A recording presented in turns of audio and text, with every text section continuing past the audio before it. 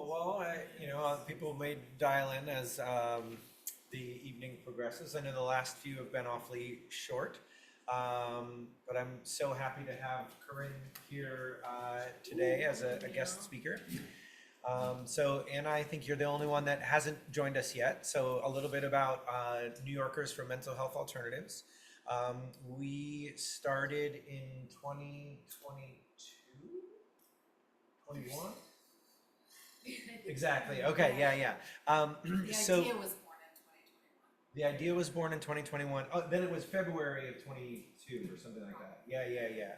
So we and it's online, but we hosted a symposium through the Sanctuary for Independent Media, which is in Troy, New York, that invited lawyers, therapists, researchers, and lawmakers to talk about the access to psilocybin-containing mushrooms in particular. So we formed the New York Psilocybin Action Committee and started meeting under that name for probably a year or so until we were gifted a nonprofit, the New Yorkers for Mental Health Alternatives, and we took that over, and we've been, we may have missed a month in the last 3 or 4 years of meetings, but we have had 3 years of meeting at the Capitol with lawmakers and their staff. Susie May traveled all the way up here for a fundraiser. Nicholas participated. Josh and Carey were here. We're at Indian Ladder Farms right now, which is a beautiful operating apple orchard and cidery brewery in the town of New Scotland, between Altamont and Voorheesville. And I am a culinary mushroom farmer. So I grow like oyster mushrooms and stuff like that. And just as because he's here, David Stein will be doing our next dinner up in the Clear Mountain Room. So if you haven't had your tickets, Andrew, you probably have a wedding or something, like 3 other things. But September 20th is our next dinner up in the Clear Mountain Room with Chef David Stein here. He has an amazing menu planned. I will, all that being said, I'm going to hand it over to Corinne to talk about how we are going to get legal access in New York and maybe what the timeline is going to look like, and if we had an unlimited budget, how that would be better, and if anyone has an extra $10,000 sitting around that they want to send us, which would be wonderful. And then, yeah, I'll round things out at the end with a discussion of some exciting things that are happening later on in September and guest speakers that we have lined up through the rest of the fall. Corinne. Hi, everybody. I'm going to try to play to both the computer and the room at the same time, which is going to be a little bit difficult. But as Avery said, we started this organization that has morphed into its current form because there were people that would come into the mushroom farm in Troy, New York, and ask if Avery was selling those kind of mushrooms. And some of the stories that we heard during that time, and still I'm sure today, were pretty heartbreaking. They were from people who had read about the power of psilocybin for end-of-life care, people who were struggling with untreatable or heretofore untreatable anxiety and depression. And they were people that didn't have access to psilocybin. Many people on this call, probably people in the room, wouldn't have a hard time finding psilocybin. They wouldn't fear police interaction if they had psilocybin. But these were folks that, were not comfortable, not familiar with underground means of procuring psilocybin, and they wanted a legal pathway. And so my experience is in legislative advocacy. I've worked on some of the toughest issues that the New York State Legislature has ever faced. Can people in the room hear me? Oh, absolutely. So I used to work for the New York Civil Liberties Union, and my portfolio was mostly privacy, public health, and criminal law, and where those three issues intersect. So I worked on issues around unsuccessful management of sex offenders. So imagine being perceived as an advocate for sex offenders because those laws weren't working. So I did that for a while. I headed New York's campaign to modernize New York's abortion law. So our abortion law was passed prior to Roe versus Wade, and we knew that the Supreme Court was likely to overturn Roe versus Wade, and we didn't have any protections in our law. So for 13 long years, we worked with lawmakers to try to get them to see that this was a possibility, and they laughed at us for 12 years. And then finally we were able to pass the bill after a lot of advocacy. For the past 10 years, I've been working on adopting a death with dignity law in New York and built that campaign from the ground up. The law passed both chambers of the legislature. It was the hardest thing I've ever done in my life, and now the bill is in front of the governor, and that's even harder. So I feel like I have amassed a lot of sometimes what feels like useless information unless I were to do another campaign. So when Avery told me about these stories, I thought, well, let's try to get something going in New York and put all this information to good use. So I want to ask you, and you don't have to raise your hands or anything, but how many people remember Schoolhouse Rock? I'm just a bill, right? That's kind of the extent of people's understanding of the legislative process is from Schoolhouse Rock. But first of all, Schoolhouse Rock is incredibly simplified. The process is so much more complicated, but it's not at all like the state legislative process. Every state handles laws differently.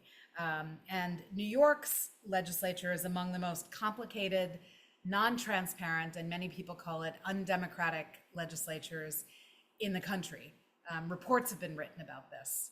It's very leadership driven, meaning that if the leader of the Senate, the leader of the Assembly, the governor doesn't want to see something done, it's not going to get done. So for many, many years, we had to persuade the legislative leaders to take up some of the issues that I mentioned.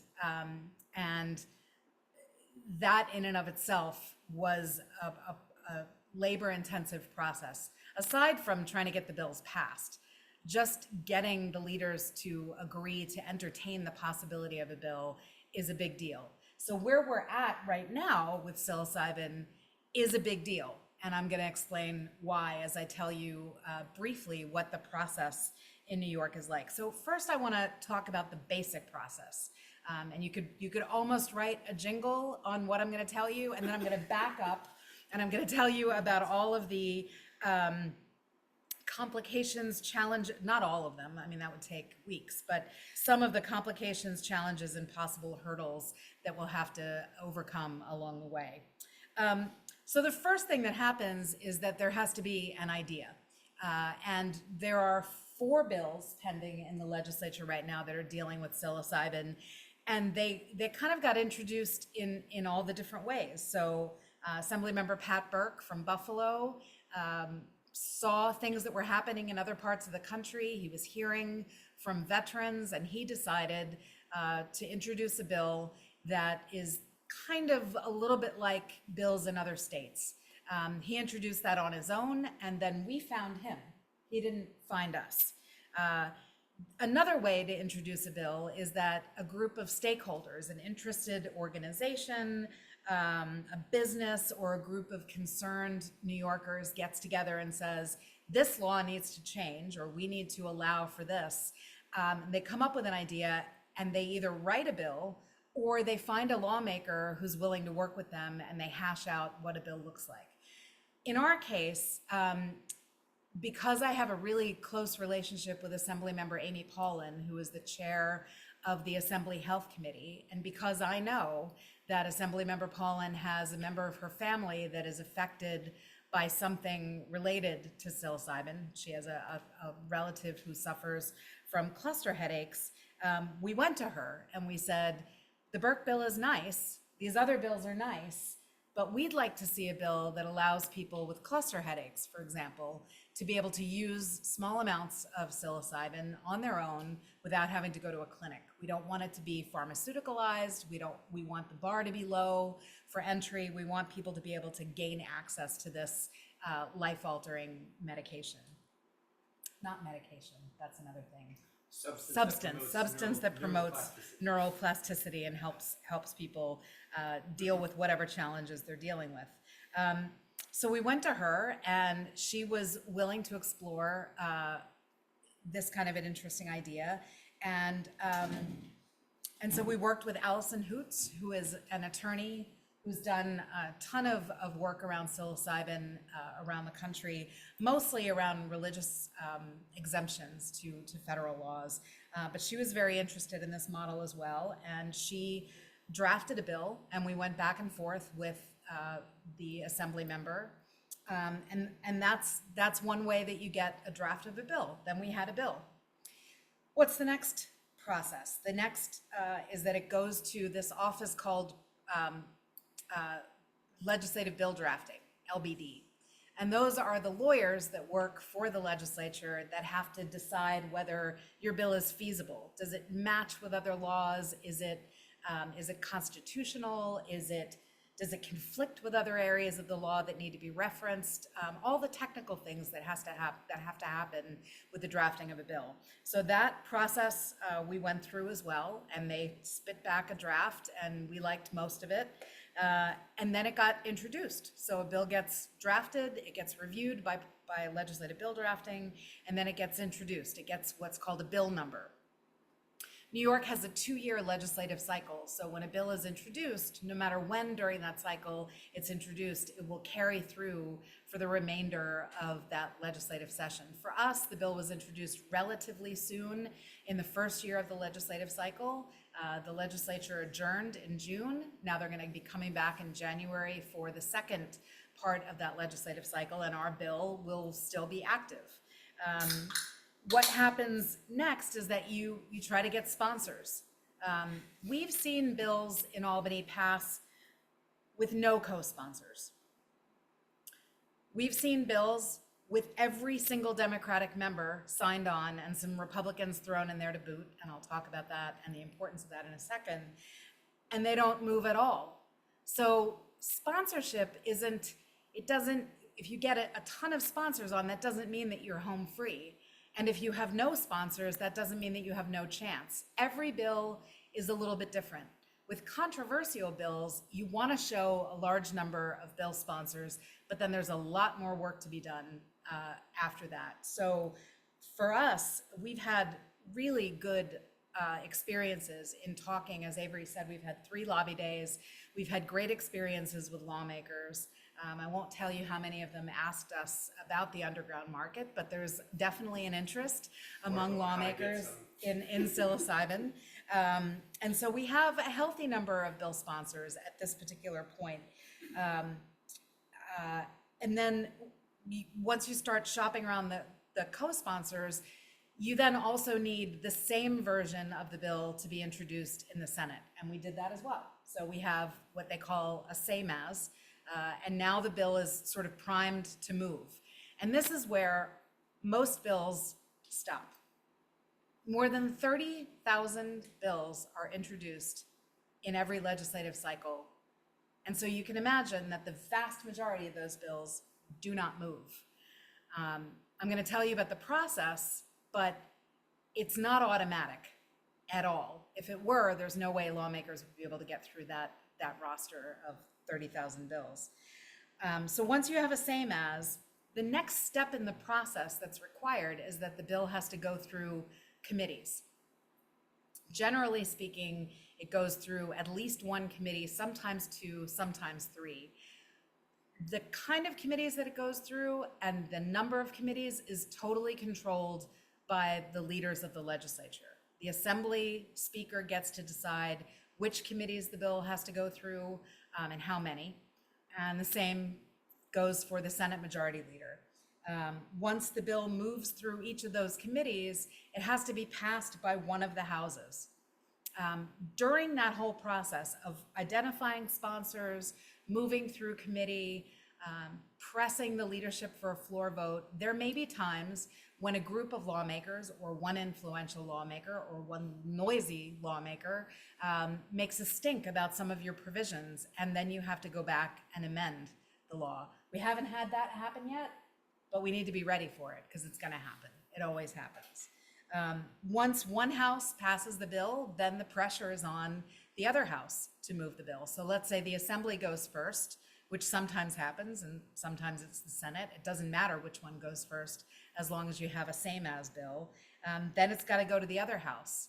And it's almost, sometimes it's like a game of chicken, you know, like one has to go first, but they don't want to go until they know that the Senate's going to pass it, because why, particularly with a controversial bill, why would you ask your members to take a vote that they could be vulnerable on in terms of public safety if it's not going to go anywhere in the other house? So there's a lot of negotiation between the two houses, a lot of promises, a lot of cajoling, a lot of public pressure gets put on both houses.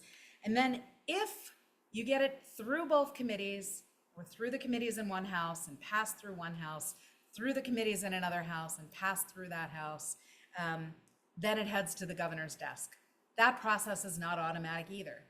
The bill has to be sent to the governor, and because so many bills pass every year, this past year, more than 900 bills passed, there's a custom in Albany where the bills are requested by the governor in batches. This year, the governor is super behind on signing bills, so it looks like we're going to have just a race to the end of the year where the governor is signing bills up until December 31st.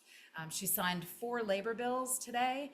I guarantee you there was a ton of pressure on her to do it. There was probably a moment that she saw that she needed to make a statement. She called those bills up. Once she calls them up, she has 10 days to decide whether to sign or veto, or issue what's called a chapter amendment. If she didn't like something in the bill, if an amendment wasn't made to her satisfaction, she'll ask for a chapter amendment, meaning she'll ask for an amendment, a change to the bill, and then it has to go back to the legislature at the beginning of the next session. They have to pass it again with that amendment, and then it goes back to her for her signature. So that's basically the process. I'm going to talk about some of the challenges and pitfalls. Reminder, where are we right now? We have drafted, we have negotiated, we have gotten through the legislative bill drafting, we've gotten the bill introed in both houses, we've accumulated sponsors. How many do we have? Do we know how many? Actually, it's not dozens, but over a dozen. It's over a dozen sponsors, and that work will continue. Yes, and that's, we, for 2 years, we lobbied for the Pat Burke bill. Yeah. And that bill got, I think has like over 30 sponsors. Right. And Natalia Fernandez in the Senate, they only have 7 or something like that. And this Senate seems very reticent. Well, there's fewer people too. Right. Fewer people. Linda Rosenthal also has a bill. It's a straight up decriminalization bill. I think there are fewer bill sponsors on that bill. No co-sponsors. There's no co-sponsors on Linda Rosenthal's bill. I think there is. There might be one. I think There might be one now. But anyway, you can see that the Burke bill is pretty popular, deals with vets. You know, it's a demonstration project. He's got 2. One's a demonstration project. The other is tightly controlled. Well, it's access. a pilot program to specifically get the vets and people in Western New York into the program that the other bill is introducing. So arguably a little bit further along than we are, but it hasn't moved through any committees. Why? Because this is where the bills get stuck. The legislature will not put a bill on a committee agenda until the leaders are willing to move it. And in some cases, they won't even put a bill on an agenda until they know they have the votes to pass it. I don't think that will be the case with this bill. It's not as controversial as some of the other bills that I've worked on where that is the requirement. They won't even move it through committee unless they know that it will pass. But it is a monumental effort to get the leaders to agree to put the bill on an agenda. Now, our bill sponsor is the Assembly Health Committee chair. You would think that she would have the power to put a bill on her own committee's agenda, and she does not.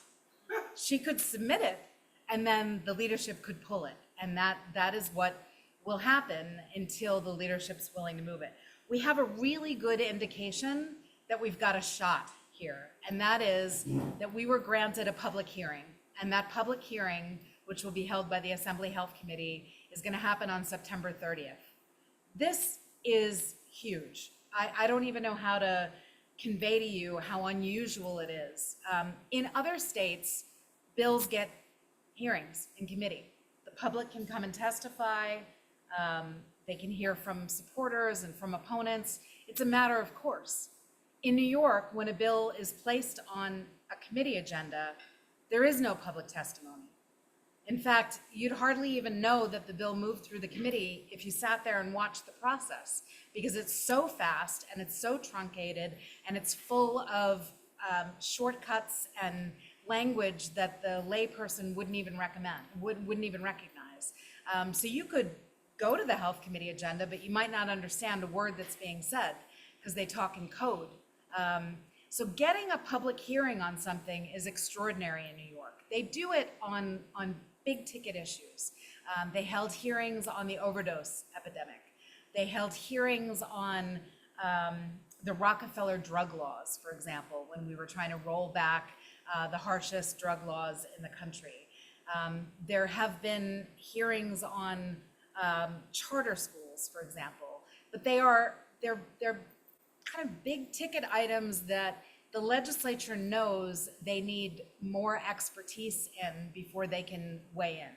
And so when we asked for a possible hearing to kind of jumpstart the education on psilocybin, we were super happy that the Assembly leadership came back and said, yes, that hearing was going to take place in the spring.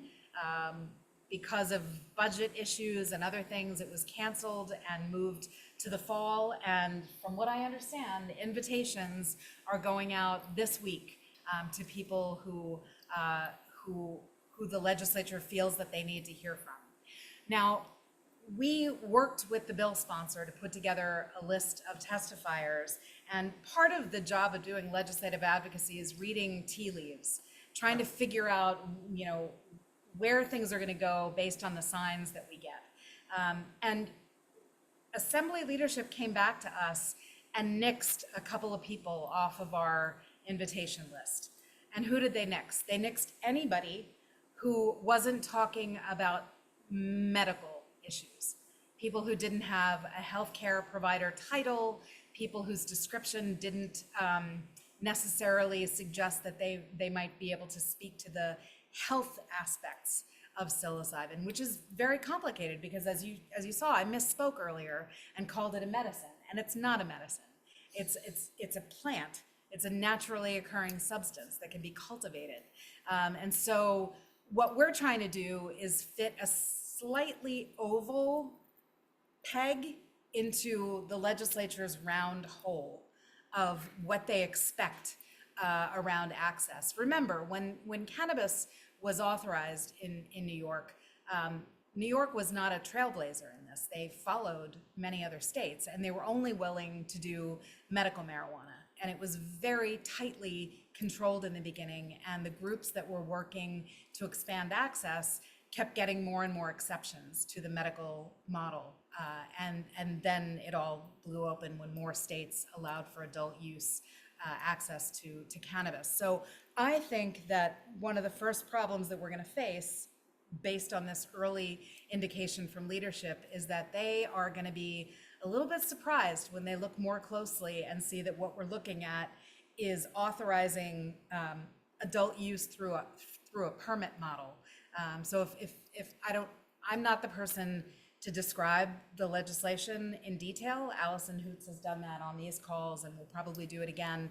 But basically what we're trying to do is make psilocybin available to adults who go through a class online and obtain their own personal user's license. So they learn about the risks, the benefits, the best practices, how to stay safe, how to keep your head together, and how not to go out hiking maybe and get lost in the woods, and it does have some amount of health screening as well. Right, there's health screening, there's a way to see if you have pre-existing conditions or are on other types of medication, whether that would be contraindicated for using psilocybin. So a little bit of health screening, but no, you don't need a diagnosis, for example. And that is, I think, going to come as some surprise to lawmakers. And so we've been very careful to find healthcare providers that can speak to this model.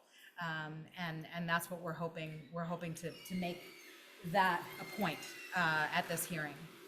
So we got a hearing, great, that's fantastic. That does not guarantee that we're going to get on a health committee agenda this year. I think one of the goals that we have is to make sure that at least one of these bills that we're working on gets placed on a health committee agenda. That'll be the first step.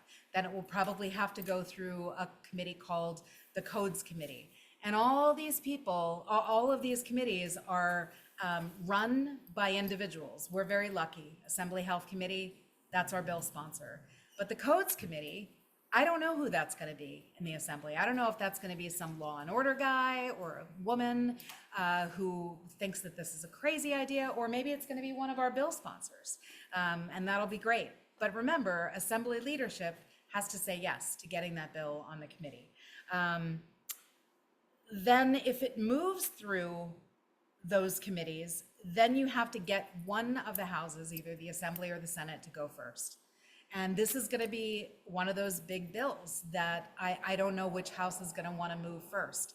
Is it going to be the one with the most co-sponsors? A lot of times it's going to be the house where the co-sponsors are the most active and are pressing their own leaders to move the bill. So that's going to be a big challenge for us is, once it moves through committee, already a big challenge, how do you then get one of these houses to move first?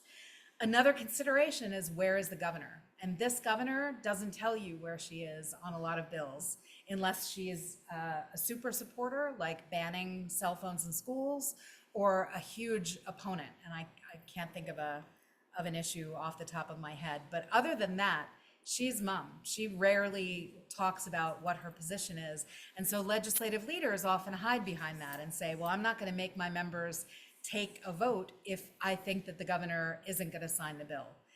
So that is another thing to pay attention to, is that you have to loop in the governor's office and her staff from the very beginning. And we haven't met with them yet.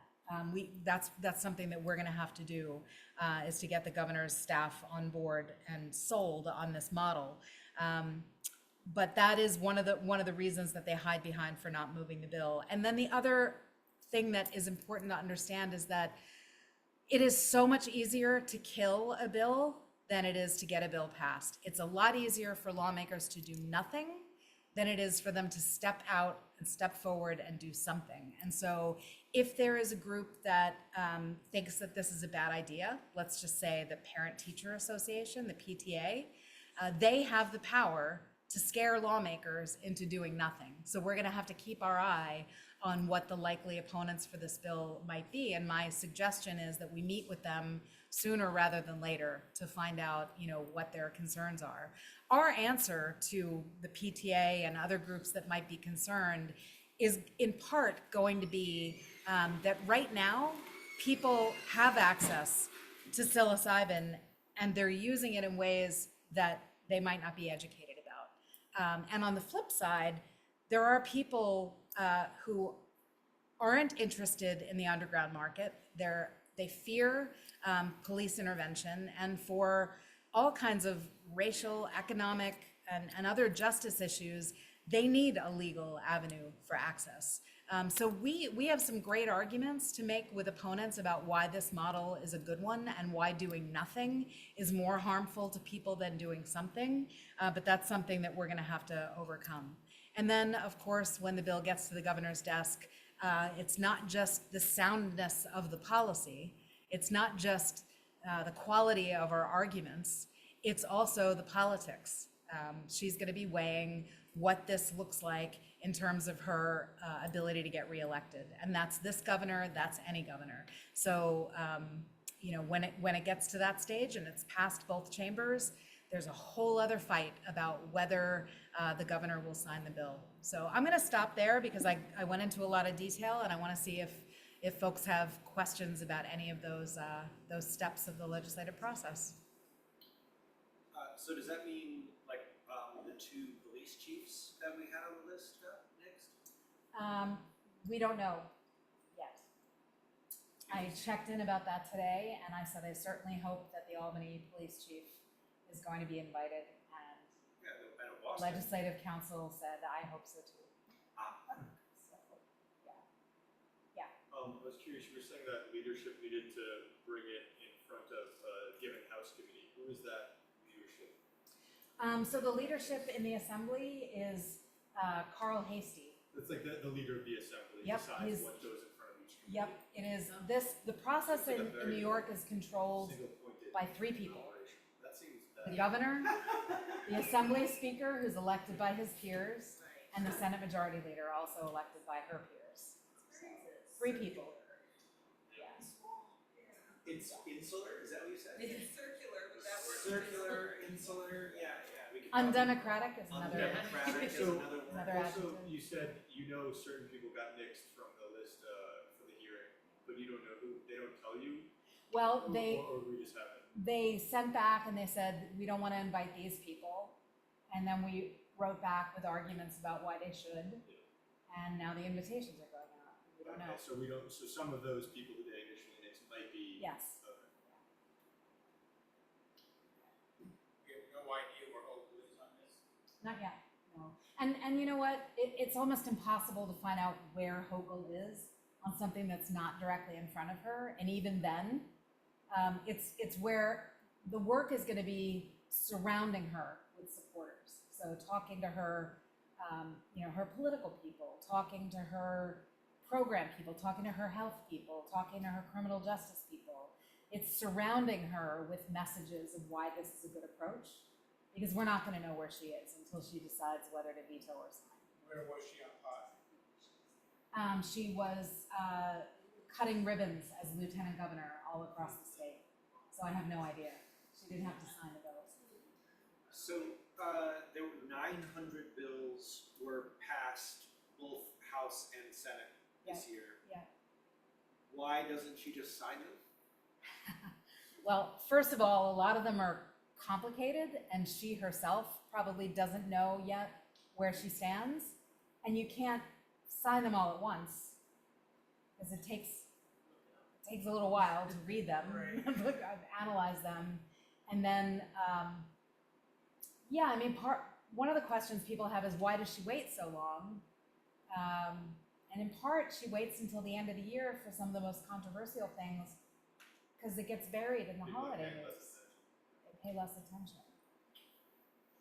So what can we do to help make the leadership bring those certain bills to the committees, if anything? Yeah, I mean, that's a complicated question, and it's about, I would say it's 3 things, right? It's marshaling your evidence, which Susie May was our intern. She helped us put together a library of research on psilocybin. Yay, Susie May.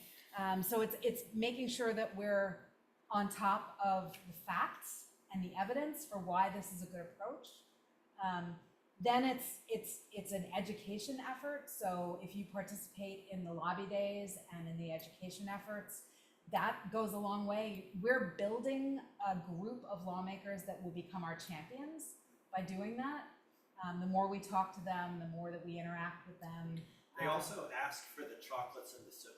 Yeah, I was gonna say that too, like Win them over making- with other products. making nicey nice with the lawmakers is Yeah. a big deal, but there are limits to that. Right. Like you can only, $25 is the limit per year. But is it also some of those limits are because of the way we're currently registered? No, Okay. no. Yeah, you can't give lawmakers anything more than the chocolates and the soaps that we do. Anything more would be above the limit.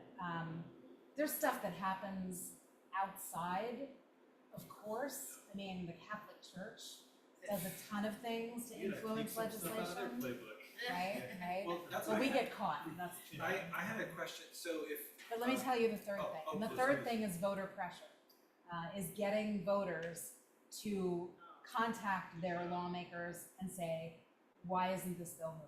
Why isn't this bill moving? Why isn't this bill moving? It's not their lawmaker, it's those three specific. Those leadership lawmakers individuals. then put the pressure on the speaker. Oh, There's okay. nothing that we can really do I except can't really call up the speaker. you can, but you're not his constituent, Yeah. and so he doesn't really care. The other thing you do is put pressure on in the public media. So I wanted to letters- ask about that.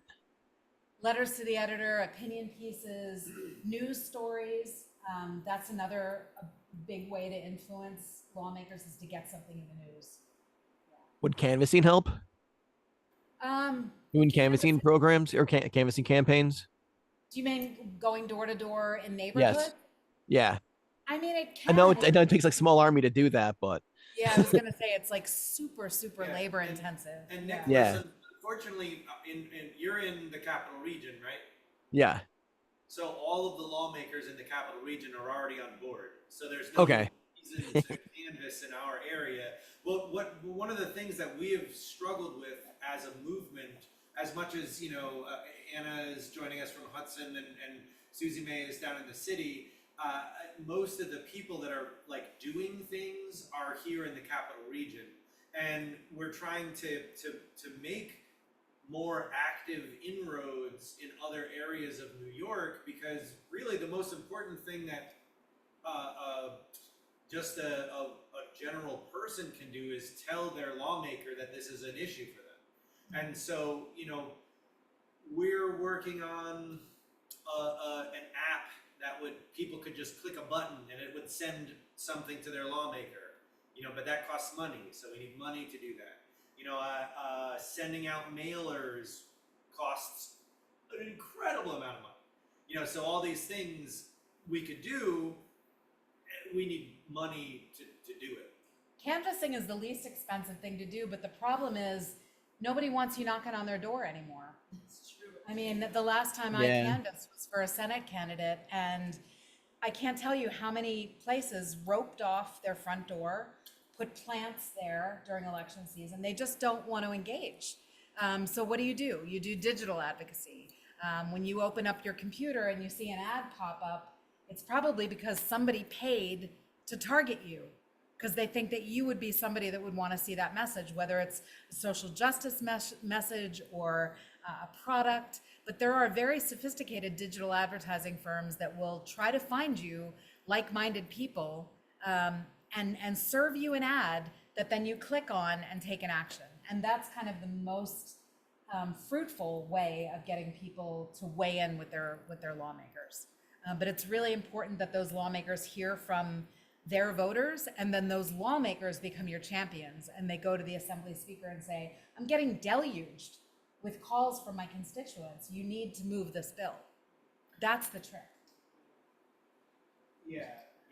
And that was the most common response from lawmakers when we met with them, is they're like, oh, well, I'm interested in this, but I haven't heard from my constituents on this. Right. So that's why, like, activating more people around the state is what's critical.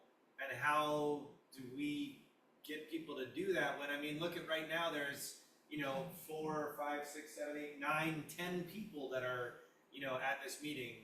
And even if we each told 10 people, that's still only 100 people. And we do have to just get more people aware, because so many people are like, hey, can you get us some shrooms? But then they're like, oh, I don't want to do anything for it. I don't want to help you do something. Or they do want to do something, but then they get home and they get busy and they don't do it. And that's why you, as a campaign, we would have to make it very easy for people to take action. And that's what costs money.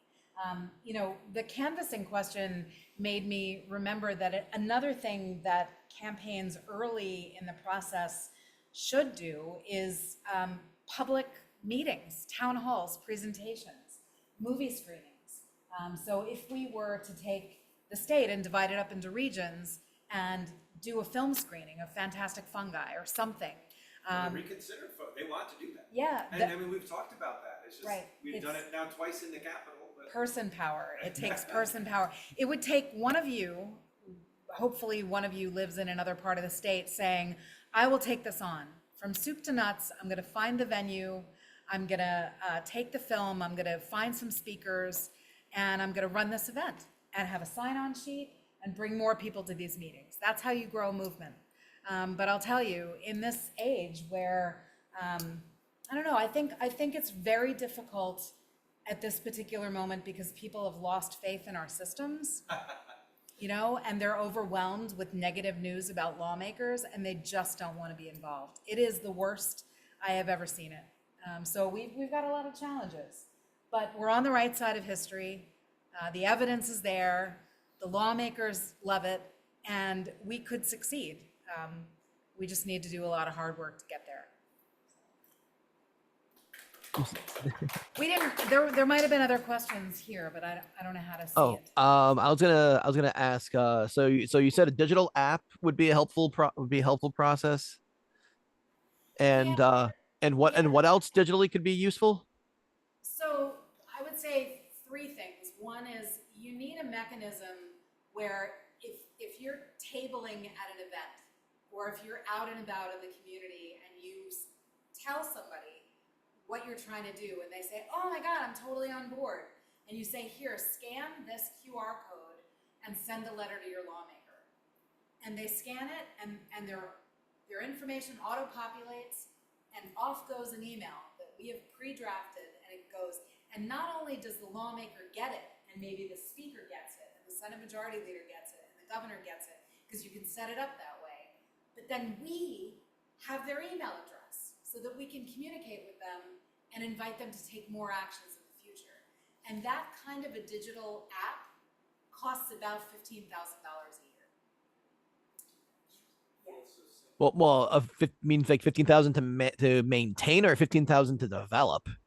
To get up and running, it's a company Okay. that gets it up and running, and then Okay. Oh, well, because I know a small handful of programmers and things like that I can probably talk to, and like developers that I can ping them and see what can happen. yeah, I don't know whether individual software developers can do that, but I'd be happy to learn more. I just know that there are 4 or 5 companies out there that do that.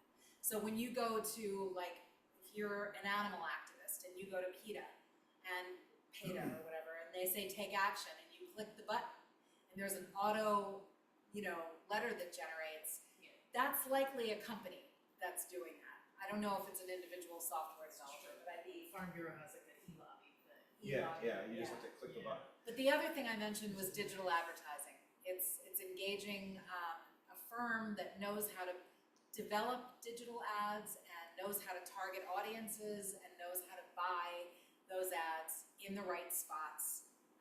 And then, the people that should be seeing your ad will then see your ad and be prompted to either take action or get involved. Yeah, and I will say on our website, the NYMHA website, there is a page that says something like take action.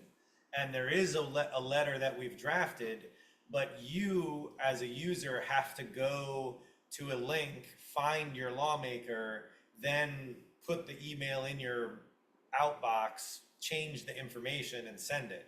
So that's where we never know if it happens. And we never know if it happens. Right, so that's where it's like, it's there, it's clunky, but it's something that people can do. But to be honest, once a task takes more than 3 steps, people aren't going to do it, and that is the case. That for the most part. Yeah, I've gone through and seen that. I want to there may be ways that I can talk to that can make that a lot easier. I mean, yes, please. So thank you so much, Corinne, for regaling us with the ease of the New York legislative system. But we're in a great place. I mean, look at how many steps we've already been through. Yeah, and that's something that more and more people across the country are really getting excited about. So Allison Hoots, she gets invited to all these psychedelic conferences around, well, really the globe. She's gone to Iceland, she's gone to all these things, and she's telling people about not only the way this bill is structured, but where we are in the legislative process. And more people are starting to be like, hey, this is actually something that can move. there was a group in California called the Microdosing Collective, or the Microdose Collective. And they invested heavily in the bill that was in the works there. And it passed the Senate and it passed the House in California. And then Governor Newsom vetoed it because he has presidential aspirations and he felt that it was a riskier thing. Right? We were at the Cluster Busters thing? Yeah, Yep. yeah. And so they then were disheartened by what happened in California, but have heard about what's going on here in New York.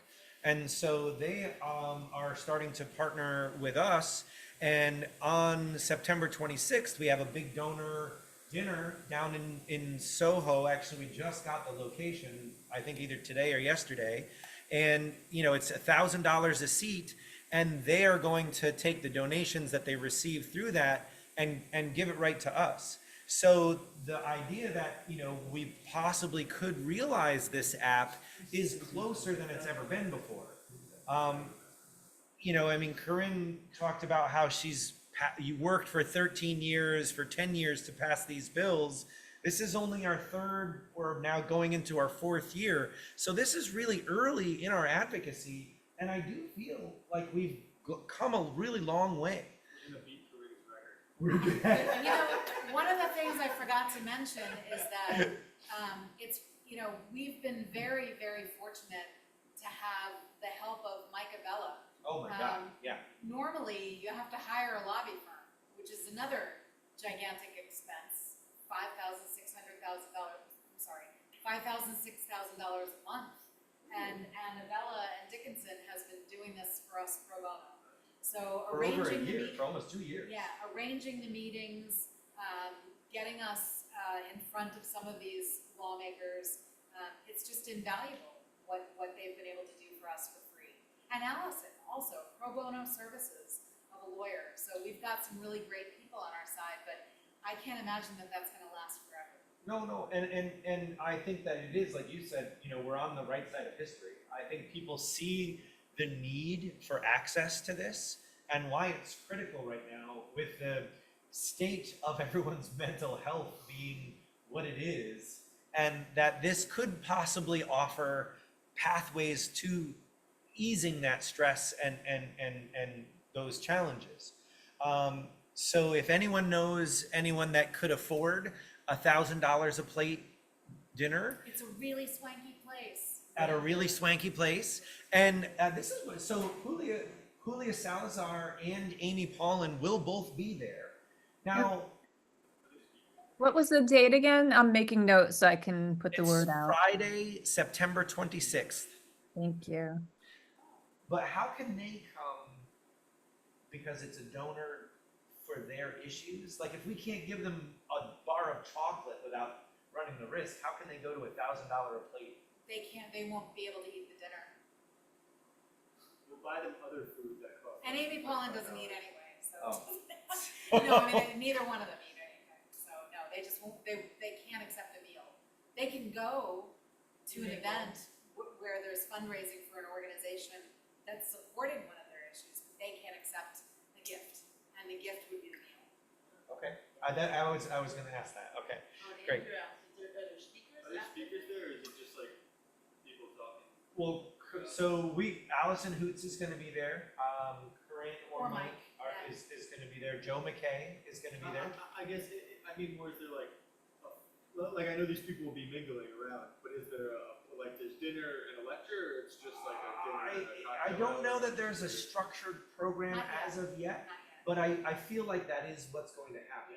Because the idea is, so the Microdose Collective, they were able to raise lots of money in California.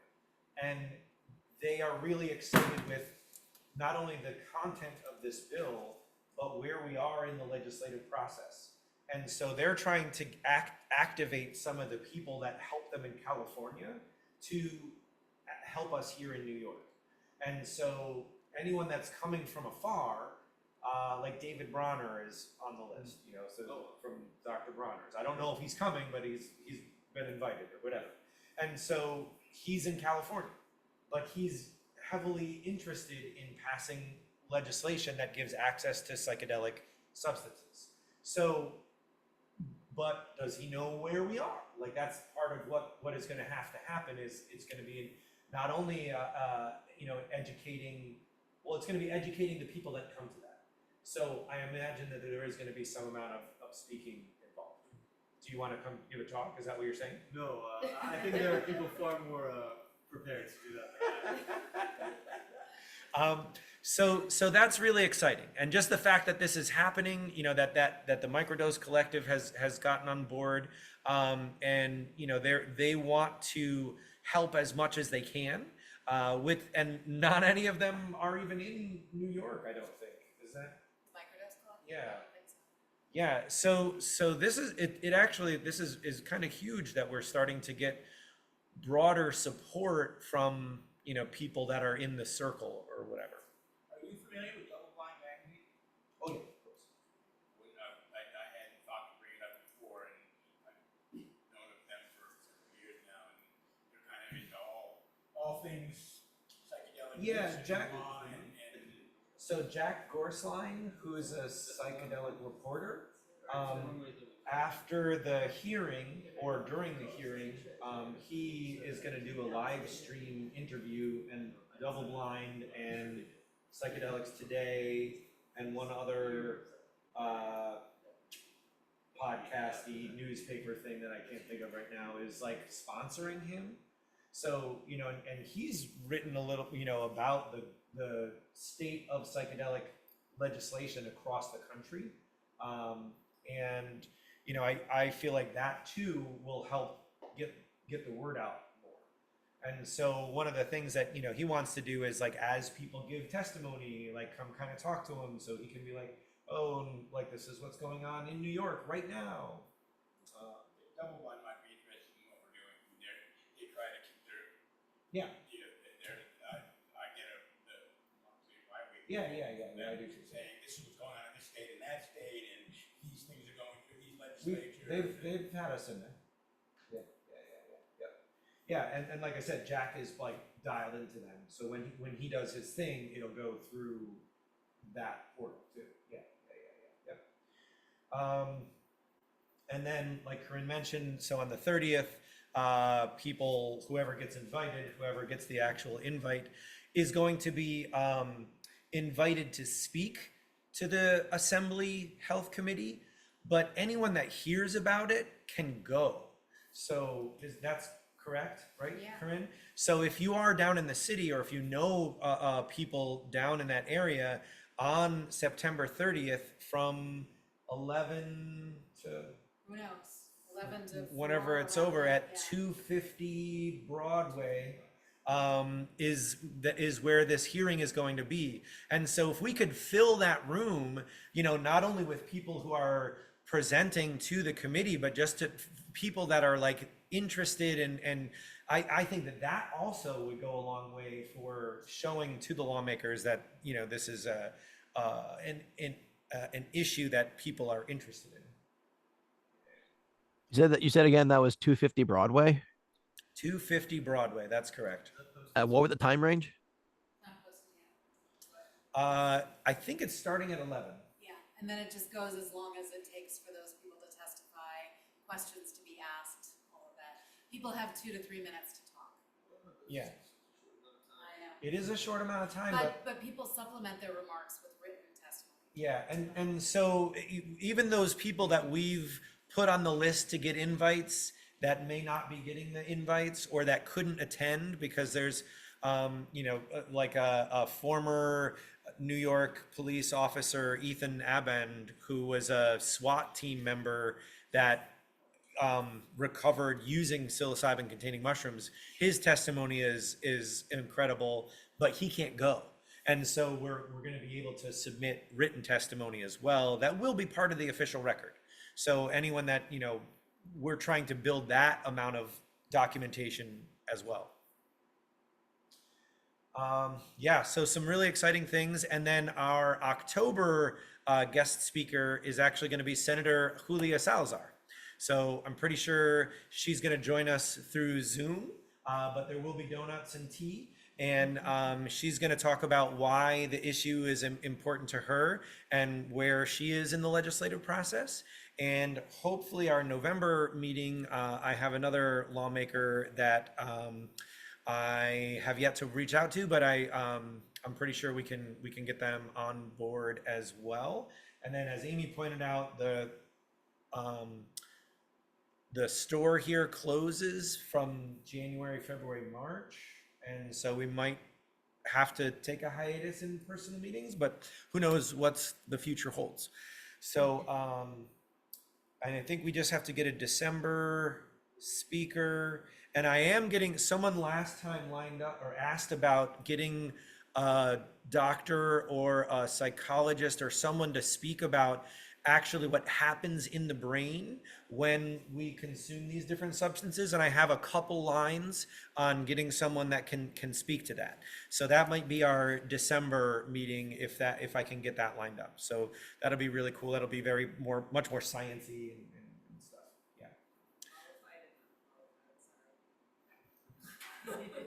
Well, how it's absorbed through our salivary glands. Now I'm in the forensics program again. Do you already know of Dr. Julie Holland? She's already been a guest speaker. Okay, great. I was like, that's who I would recommend, but Right. great. Glad you already know her. I don't know. Has she? I mean, Oh wait, Juliana. It was Juliana. we invited Julie Holland to testify, but she can't make it. So, but maybe guest speaker. Is she one that can speak to what happens in the brain? Oh, cool. Okay. I would- another yeah, add to yeah. the list. Yeah, I would highly recommend her. Yeah. December. Sure. Yeah. Awesome. Thanks, Anna. Okay. Does anyone else have any other questions, comments, or concerns? I just had one that I'm kind of scared to hear the answer to. So I know we made it thus far in the process, and it said we have a 2-year cycle, and then after that cycle, I assume we have to reintroduce the bill. And where are we at in that cycle right? We're right smack dab in the middle. Okay, The bill will better carry than what I through thought it would be. in January, and then when they adjourn in June, the bill will die and will have to be reintroduced in 2027. Unless it gets passed next year. Yeah, we don't need to reintroduce anything. Now, what happens if it gets what happens if a bill gets passed by the House and Senate and the governor doesn't sign it? It's a little complicated. If she doesn't sign it during certain periods, it becomes law. If she doesn't sign it during other periods, then it's a pocket veto.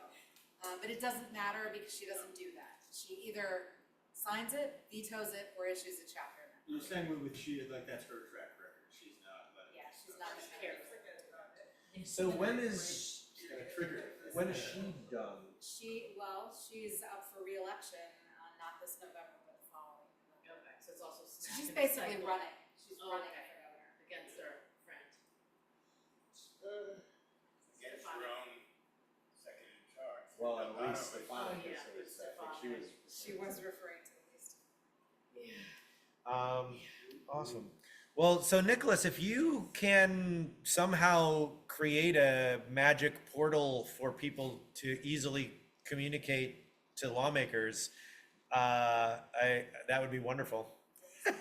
Yeah, I'll talk with the people I know and see what ideas they have. I don't know anything about that, but I know people who do know things about that, so I'll get in touch with them and ping them. Awesome. Thanks, man.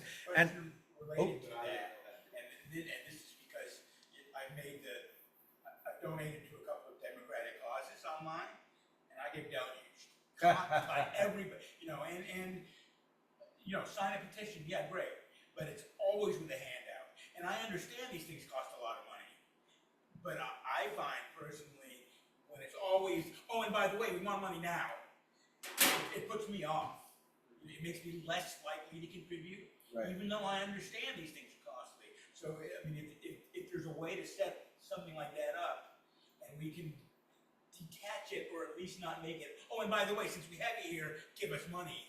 No, we got them signed up for the newsletter, and like 3 months later, we asked for the Tell you what, Some every- people, because maybe it's just me, but I find it really off-putting. You know, and even there are times that you know, I mean, I will almost always sign a petition if it's something I believe in, but it's so pernicious. You know, it's just all about we need money, give us money, give us money. It's a delicate balance, though, you know, I mean, it's one thing to sign a petition, but if you think about all the things that it takes to move a bill, we definitely need $1 million budget to get this done. And how is that gonna happen? Just gotta find But I agree, like, as a person, I think that organizations go overboard with requesting donations. On the other hand, if you're not tapping the people who care about the issue to donate, you're not raising the money. I guess there's got to be a way to do it that feels a little less We gotta get the app out. first assaultive, before you know. I mean, it's- Exactly. and I do understand these things are expensive as hell. It's not that I, you know, helping to do the fundraiser is important, and I get all that, but it's just, you know, especially when you know you get these constant, and every single one is got the big handout, Yeah. and after a while it's just like, just leave me alone. Right. You know, it makes me want to just say, you know, okay, unsubscribe. That's why a lot of people won't even sign a petition anymore. Right, and it's, so there's got, I mean, there's got to be a way of doing that with a little bit more subtlety and a little bit more finesse, because if I'm put off by it, you know, your average Joe who's less politically Sure. driven and less politically attuned than I am is going to be really turned off by that. Sure. And that will be our decision as an organization about how aggressive. Yeah, how to navigate that. And how to do it. I mean, do it Yeah. in a way that clearly we need to raise money and to do some of these things, but there's got to be, you know, a way that feels less assaultive, you know, less, you know. Well, I know one thing you can do when you write software, when you write apps and you write things like this, is that you can always have just a button that says, if you want to get more information or you want to contribute to this, you can click that and like, we'll send you more information. So when they sign up for sending out this copy paste letter to the legislators, you can have an extra button that just says, yeah, I want to know more. Yeah, I'd be willing to contribute something. And they can just click that and then you'll give them more things. So like you can like parse lists and things like that. You can either be, do they want to be on a mailing list or no? Give them the option. Clarity goes a long way for building trust with people. Yeah. It's a thought. Well, on that note, I mean, you reminded me, we really didn't talk about the fall fungal frolic. I don't know that it's, yeah, we talked about potential fundraiser in early December, right? I'm playing around with it. But I don't know that, yeah, we'd have to like really have, I think we may have missed the window. Maybe a spring and early spring. Yeah. next We, year. we did it last year with not much time at all. And if, I wasn't even that involved, and it was very stressful. It was- We got a lot of I would rather do it with more time. Yeah. How much money That's did we raise? a special- 3,000. 3,000. Okay. No, it's not bad. But if we just have like a bunch of donor dinners worth $1,000 a plate instead. Yeah. that would- That's a great idea, Andrew. could find- That's why he's the treasurer. Get more money, we'll have more money. Those are good cooks.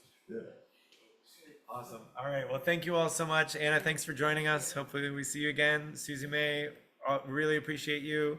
Nicholas, thanks so much. Josh, Carey, see you guys soon. Take care. Thanks for having me. Great to meet everyone. Have a good night. See you soon. Okay, so stop and then it starts recording, right?